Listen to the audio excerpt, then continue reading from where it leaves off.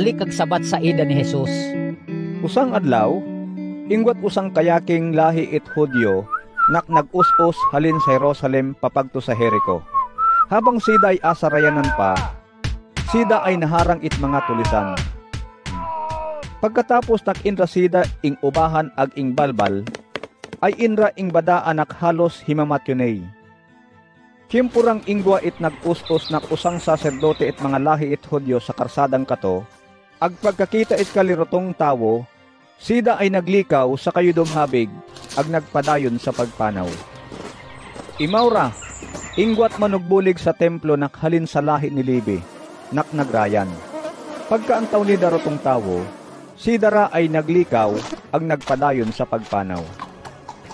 Pero, ingwat usang Samarianhon naparayan raroto. Pagtungor ag pagkakita ni daroto sa tawo, ay abang kalooy ni dadili.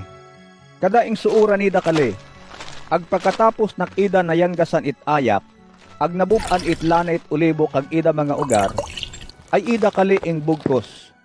Bago ing sakay sa ida ing sasakyang asno, ag ing raya sa usang bayay nakdayunan, para roto ay ida alagaan.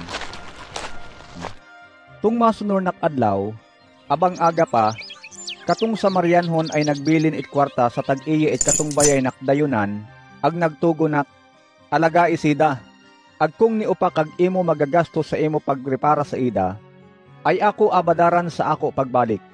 Ngasing, siyo aboy sa tatlong kato, kag nagpakita naksida ay maadong kayungot it katong tawo nak, ing takawan ag ing balbal it mga tulisan, Ay di katong nagpakita it kalooy sa ida.